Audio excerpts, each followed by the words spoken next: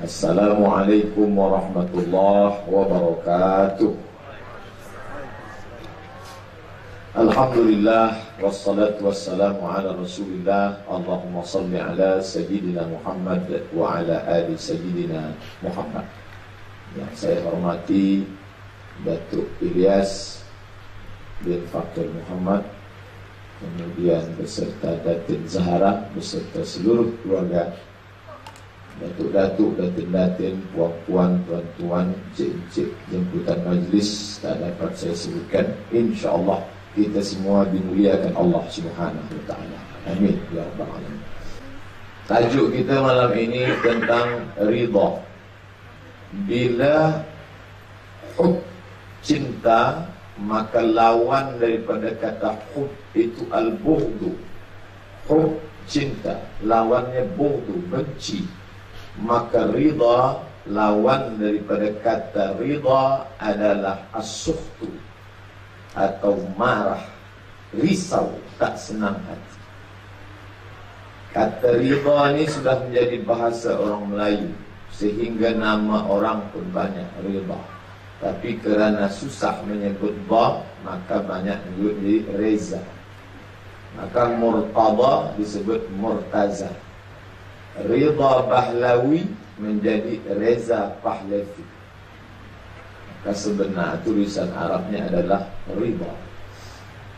Ridha menurut bahasa artinya lawan daripada kata risau hati, susah hati, marah kerana tidak bersetuju dengan sesuatu. Sedangkan makna ridha menurut para ulama artinya sukunul qalbi bimururil qada. Hati merasa senang manakala menerima keputusan Allah Subhanahu wa ta'ala. Jadi kalau hati kita marah bercampur risau dengan segala keputusan Allah, maka sesungguhnya kita tidak ridha. Dan orang yang tidak ridha susah nak bersyukur, kerana ia lebih memilih apa yang ada dalam hati dia daripada apa yang dikehendaki oleh Allah Subhanahu wa ta'ala. Oleh sebab itu para sahabat Nabi itu, dia tidak disebut master, tak disebut PhD, Philosophy of Doctor, tapi dia disebut Abu Bakr As-Siddiq radhiyallahu anhu, Umar ibn al-Khattab radhiyallahu anhu, Utsman ibn Affan radhiyallahu anhu. Inilah peringkat yang paling tinggi di hadapan Allah Subhanahu wa ta'ala. Saya pengalaman menyampaikan tazkirah, belum pernah lagi ada orang memanggil, mari kita dengar tazkirah daripada Al-Mukarram Ustaz Abdul Somad, lalu semua menjawab radhiyallahu anhu. Belum. Kita hanya baru berucap di masa pagi hari, kita katakan raditu billahi rabba.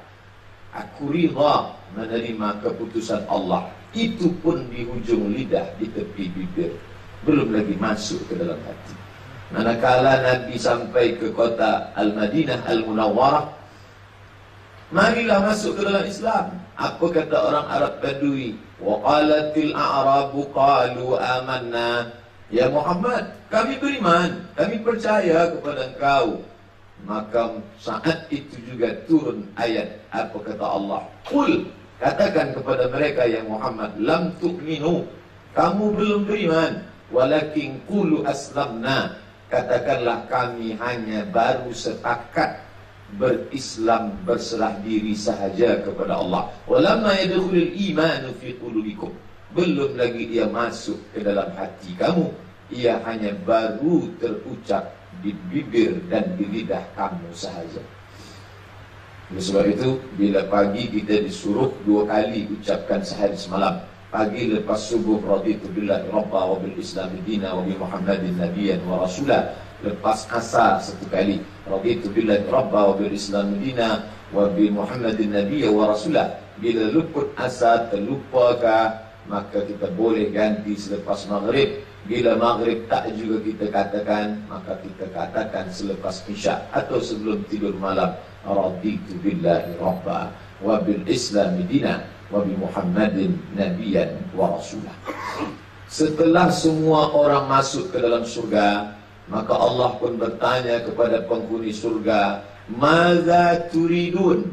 Wahai para penghuni surga, kamu nak apa lagi?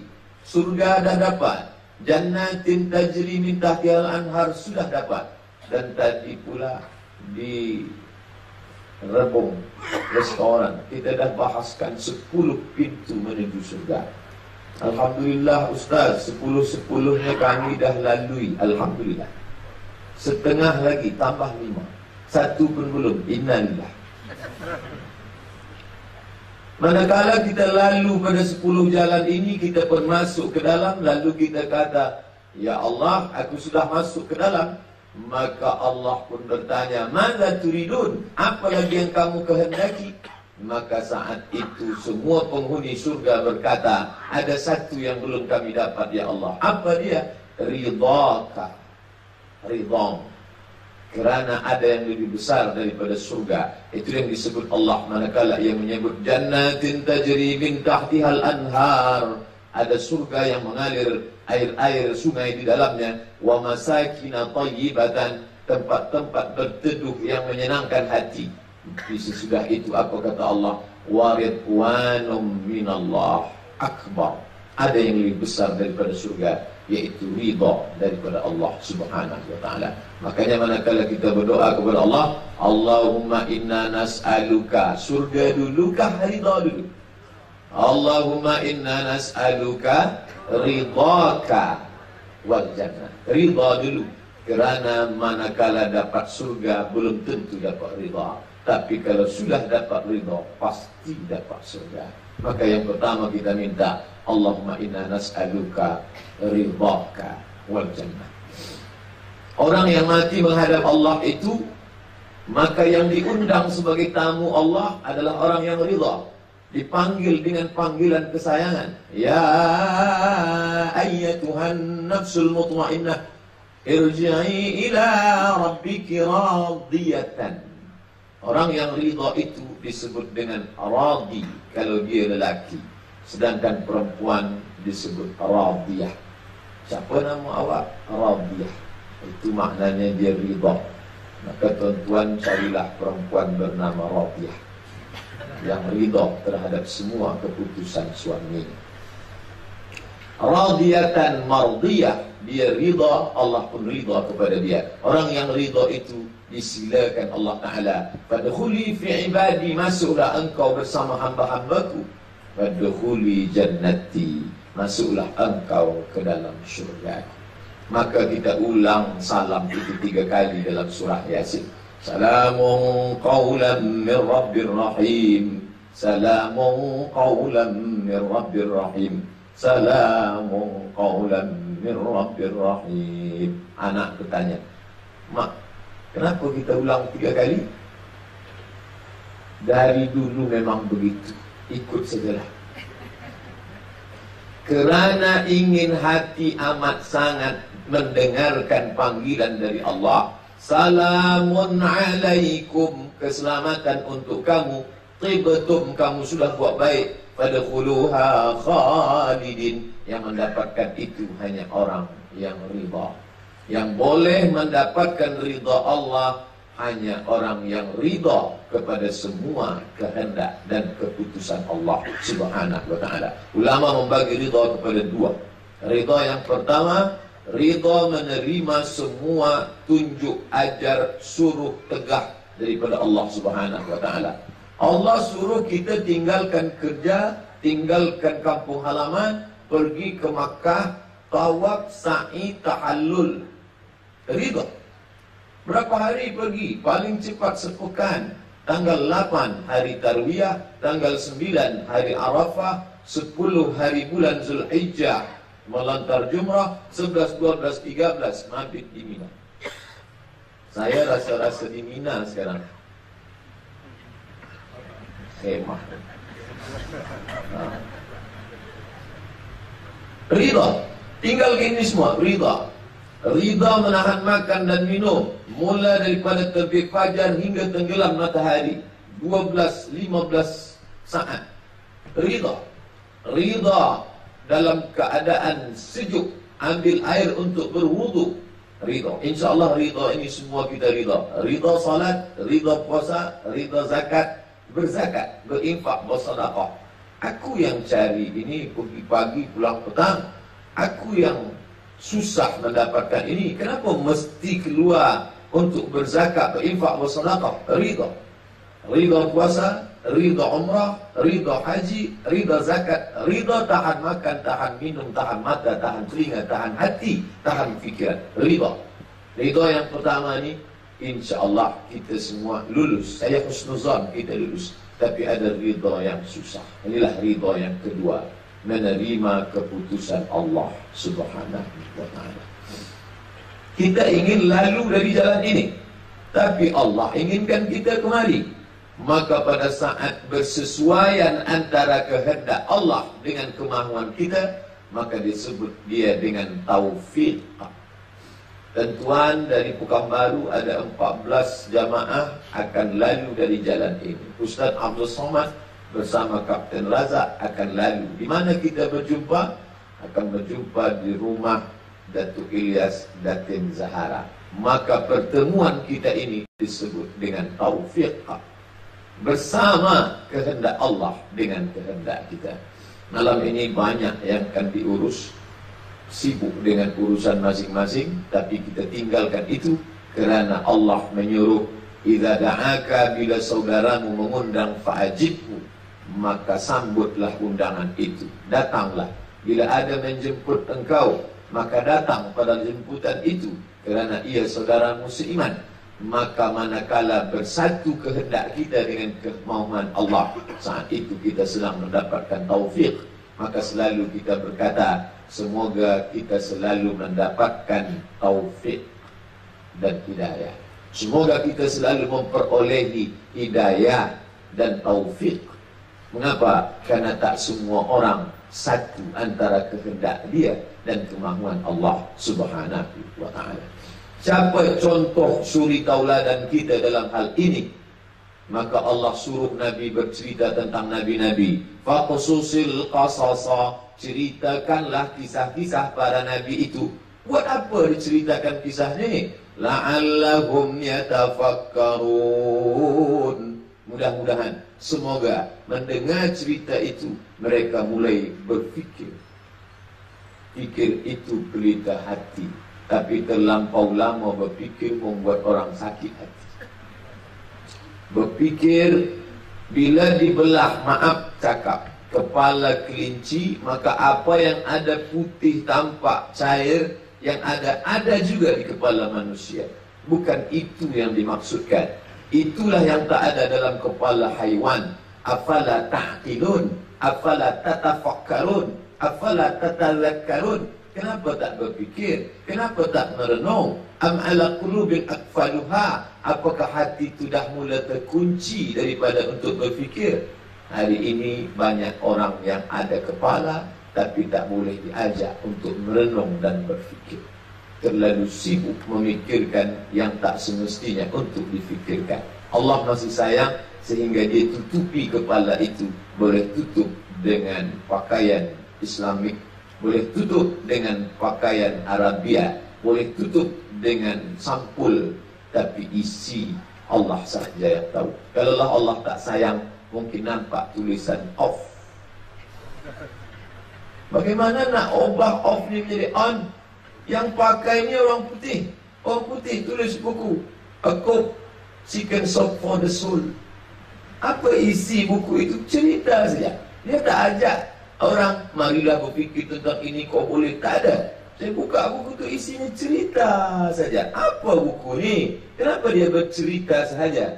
Karena dia tidak ingin mengajak orang mesti begini, engkau buat ini. Tapi dia ingin baca buku ni, engkau akan berfikir. Maka manakala kita baca Ibrahim alaihissalam menikah dengan Sarah, tak ada anak.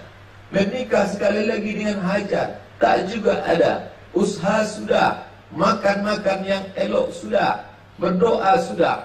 Maka punca daripada usaha adalah riba. Marah, risau, bersusah hati. Dapatkah susah hati sumpah serapah merubah keadaan?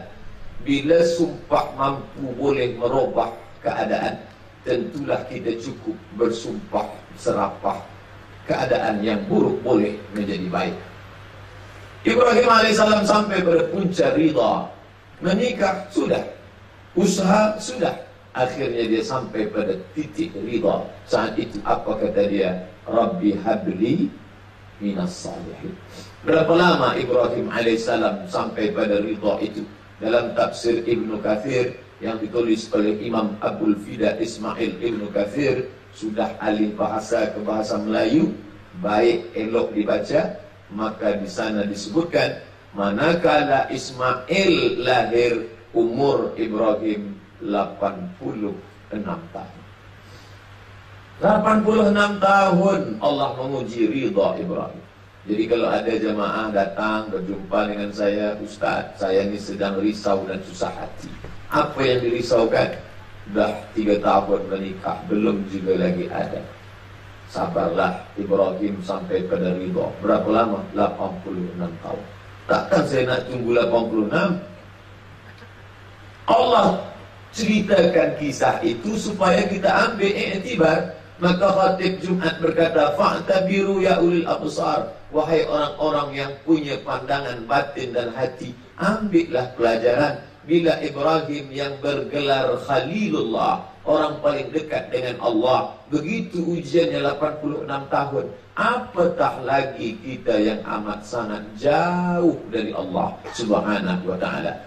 Dia Ibrahim, kita ni siapa pun tidak. Maka mengukur diri, mengukur bayang-bayang, membandingkan diri dengan Ibrahim alaihissalam. Itu maka nama Ibrahim sebut 4 kali. Kama sallaita ala Ibrahim wa ala ali Ibrahim, kama barakta ala Ibrahim wa ala ali Ibrahim. Mengambil ridha Ibrahim alaihissalam. Ibrahim tak menyumpah serapah, Ibrahim tak berkeluh kesah, Ibrahim ridha. Maka Ibrahim termasuk orang-orang yang diridhai Allah Subhanahu wa ta'ala. Menyebut namanya bukan setakat sebatas itu sahaja. Menyebut Ibrahim, mengambil iktibar pelajaran dari kehidupan Ibrahim alaihissalam. Anak pun lahir. Tak lama sesudah Ismail lahir, maka yang dulunya dianggap akim, perempuan yang tak mungkin melahirkan kerana usia, kerana kesihatan. Kata orang tak mungkin dia melahirkan anak. Tapi ternyata takdir berkata lain. Sarah melahirkan anak 13 tahun selepas kelahiran Ismail. Maka manakala Ismail lahir umur Ibrahim 80, manakala Ishak lahir umur Ibrahim 99 tahun. Allah ingin bercerita kepada kita, hai umat manusia yang menyangka Sarah tak mungkin punya anak, kamu sudah bersangka-sangka bahawa tak akan ada lahir. Sesungguhnya kalau aku berkehendak, mudah saja. Innama amruhu idza arada syai'an ayyakula lahu kun fayakun. Perempuan yang kamu sangka tak melahirkan anak, tengok, pandang, fikir baik-baik, lahir juga Ishak. Lalu apa sebenarnya pesan yang ingin disampaikan melalui kisah Ibrahim, Hajar dan Sarah? Ridha, menerima keputusan Allah Subhanahu wa ta'ala. Bila engkau ridha, aku beri yang tak pernah terlintas di pikiran dan hati. Bila engkau ridha menerima keputusan Allah, maka Allah akan balas dengan keridhaannya yang tak pernah terpikir olehmu. Manakala Ibrahim menikahi Hajar, maka dia sudah putus harap akan kelahiran daripada rahim Sarah. Tapi manakala Allah berkata, kau ridha Ibrahim, aku balas dengan sesuatu yang tak pernah ada dalam akal fikiranmu.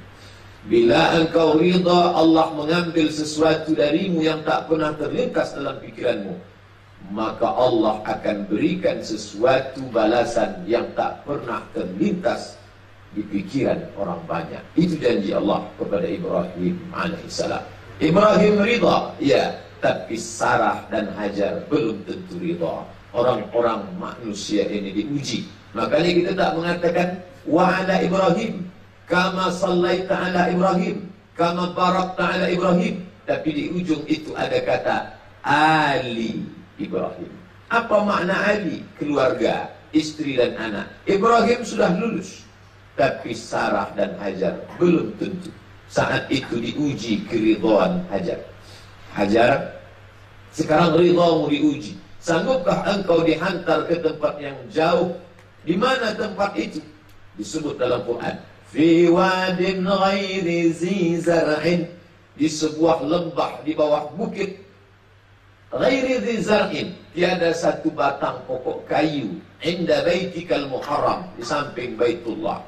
Mengapa disebut tak ada pokok kayu? Kerana hujan tak turun, lumut tak ada, pokok kayu tak tumbuh. Sanggupkah? Ridhakah Hajar? Saat itu keridhaan Hajar sedang diuji. Maka Ibrahim menghantar Hajar dari Palestina menuju Makkah Al-Mukarramah. Perjalanan masirata syahrin, sebulan menunggang unta. Manakala sampai di kota Makkah Al-Mukarramah, disebut kota itu nama lainnya Bakkah. Inna awwala baitin wudi'a lin-nasi lalladzi bi Bakkah. Bakkah diambil dari kata Bakkah, berkumpul. Subhanallah, Masya Allah, manusia berkumpul di Bakkah hari ini 4 sampai 5 juta orang. Itu pun terhad oleh perundang-undangan aturan daripada kerajaan Saudi Arabia. Andai ia buka, mungkin berpuluh juta manusia datang. Karena Bakkah maknanya tajammu', tempat manusia berkumpul. Sampailah Hajar ke tempat yang tidak ada tanaman makanan. Ridhakah ia menerima? Hati Hajar gelisah. Manakala Ibrahim naik ke atas untanya, Hajar tetap bimbang. Maka ujung jubah Ibrahim dia tarik. Apa kata Hajar? Allahu amaraka bihadza. Hai Ibrahim, ya.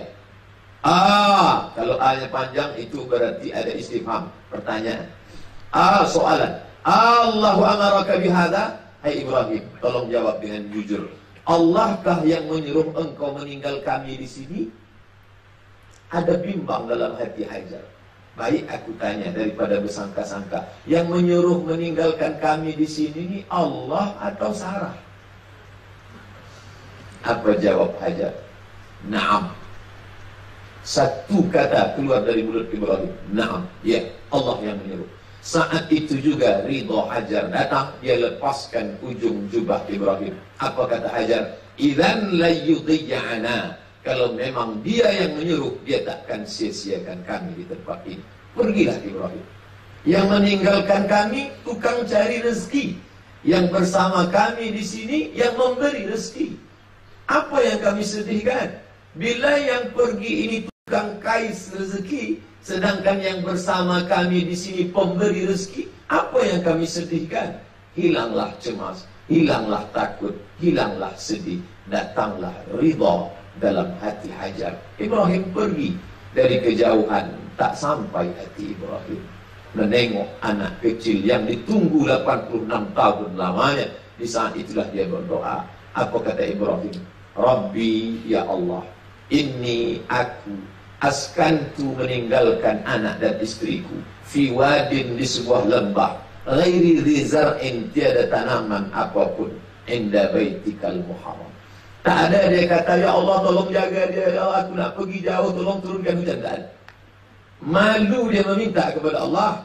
Allah dah bagi dia yang 86 tahun, dia minta dah dapat, dia malu nak minta lagi. Maka dia katakan, ya Allah, ku tinggalkan mereka di sebuah lembah yang tiada air, tiada tanaman. Titik. Itu saja. Dia nak bagi tahu Allah. Apa guna bagi tahu Allah? Allah Maha tahu. Wa na'lamu ma tuwaswisu bihi nafsuh. Kami tahu Ibrahim. Jangankan yang kau kata di mulutmu, jangan yang kau gerakkan di lidahmu. Apa yang dalam hatimu pun kami tahu. Tapi apa yang diucapkan Ibrahim? Adab kepada Allah subhanahu wa ta'ala. Ibrahim ridha, Hajar ridha. Tapi ternyata ridha diuji. Air susu kering, air minum habis, hujan pun tak turun. Saat itu keridhaan Hajar teruji. Naik ke atas Safa, tak ada air. Naik ke atas Marwah, apa pun tak nampak. Bukan macam kita sekarang. Naik ke Safa, ada Zam-Zam. naik ke Marwah, ada air. Semua sejuk, senang. Masa tu dia tengok ke bawah hanya pasir yang panas. Dan kita tahu macam mana keadaan Saudi Arabia hari ini. Hanya dua saja, panas dan panas sekali. Sesekali sejuk. Tapi saat itu dia tidak risau. Dia tak katakan, ya Allah, aku ni bini isteri Nabi, aku ni adalah orang suci, ini anak Nabi, suamiku Nabi, kenapa macam ini? Dia sampai pada tingkat rida. Dia tak berkeluh kesah, dia tak bersumpah serapah, dia rida. Naik ke Safa tak ada, naik ke Marwah tak ada. Safa Marwah 500 meter, 7 kali 3, 5 kilometer. Bolak balik, naik turun, air tak ada. Risaukah Hajar? Marahkah Hajar kepada Allah? Keluarkah sumpah serapah? Tidak. Kerana caci maki tak merubah keadaan. Kalaulah dengan caci maki air akan memancar, tentu caci maki 2 kali air keluar. Maka saat itu dia diam, ridha, berserah kepada keputusan Allah. Tapi tengok, saya tak senang lepas kaji ridha orang menjadi Jabariyah. Jabariyah adalah apatis, tiada usaha, tak pergi ke pejabat ke, saya dah ridha, dah kaji ridha orang tadi dah. Oh tak, coba tengok bagaimana Hajar. Dia naik ke Safa, dia naik ke Marwah, dia balik ke Safa, dia balik ke Marwah. Selepas tidak ada, baru sampai pada ridha. Ridha tidak menghilangkan usaha. Manusia tetap berusaha kepada Allah SWT. Ridha tidak membuat Ibrahim berhenti, dia tetap berusaha. Ridha tidak menghilangkan doa dan munajat kepada Allah. Ridha adalah punca daripada usaha. Bila hanya ridha saja, inilah penyebab kemunduran umat Islam. Patutlah umat Islam ni mundur, kita tak maju. Sebab Ustaz sampaikan, ridha sajalah, kita dijajah oleh orang, ridha sajalah. Oh bukan, Islam tak mengajarkan itu. Islam yang saya fahami berdasarkan Quran dan sunnah Nabi Muhammad sallallahu alaihi wasallam. Ternyata buah daripada ridha Hajar. Apa terjadi?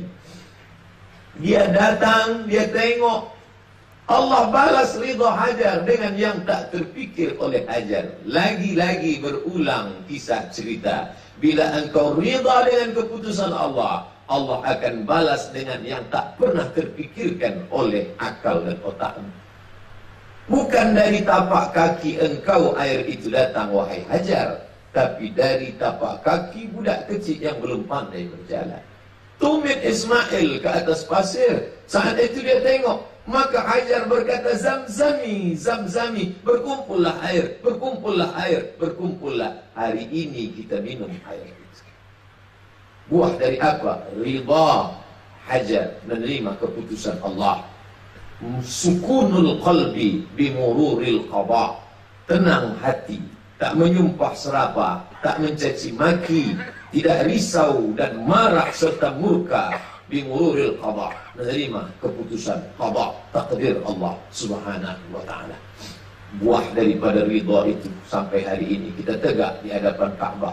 Allahumma inni as'aluka ilman nafi'an wa rizqan wasi'an wa shifaan min kulli da'in wa saqamin bi rahmatika ya Allah. Cuma kadang sekarang ni kita nak renung, tak boleh renung lama-lama. Haji, torek. Haji, polis Saudi usir kita dari tempat itu. Bolehlah kita tegak menghadap, ya Allah, ini buah daripada keridhaan Hajar. Berikanlah keridhaan itu ke dalam hatiku, supaya aku jangan mencaci maki, memaki-maki keputusan engkau ya Allah. Suaminya lulus, istrinya Hajar boleh. Maka yang ketiga anak. Ridhakah anak? Sampai masa falamma balagha ma'ahu sa'ya, ketika sampai usia anak itu remaja, cukup sudah untuk berusaha, maka saat itu datang ujian dari Allah Subhanahu wa taala. Ya bunayya, wahai anakku, inni ara fil manam, aku tengok dalam mimpiku, anni albahuka, aku menyembelih lehermu. Fanzur madza tara, apa pendapatmu wahai anakku? Ayah yang ridha menikah dengan bunda yang ridha, melahirkan anak yang ridha. Apa jawab Ismail? Ya abati, Dia tak katakan ya abi. Ya abi wahai ayah. Ada lembut daripada itu. Ya abati wahai ayahanda yang baik, santun dan lembut. If'al ma tu'mar, laksanakan perintah Allah. Satajiduni insya'allahu minas sabirin. Aku ridha menerima keputusan Allah. InsyaAllah kau dapati aku termasuk orang yang sabar menerima kehendak Allah subhanahu wa ta'ala. Lagi-lagi, apa yang terjadi pada Ibrahim, Allah ganti. Apa yang terjadi pada Hajar, Allah ganti. Maka pada anak Ismail pun juga diganti Allah dengan yang tak terlintas di pikiran manusia. Dia bawa anak itu ke tempat bukitnya sampai hari ini ada. Jumrah ula, jumrah wusta, jumrah aqabah. Hadap ke arah Ka'bah, tengok ke atas bukit ada istana raja. Lepas istana raja ada pagar putih. Lepas pagar putih agak turun ke bawah sikit ada tiang warna putih bulat macam kubah di atas. Disitulah Ibrahim membawa Ismail. Dia bawa anak itu. Ibrahim sudah ridha, Hajar pun ridha. Dan saat ini keujian datang kepada hati Ismail. Ridhakah Ismail? Mulutnya berkata if'al, tapi mulut belum lagi boleh dipercaya. Dibaringkan anak ke atas bukit. Watallahu lil jabin. Pisau sudah sampai. Terasa sejuknya ke leher. Terasa macam mana pisau letak ke leher. Begitulah. Manakala ia akan tarik ke atas, Allah ganti.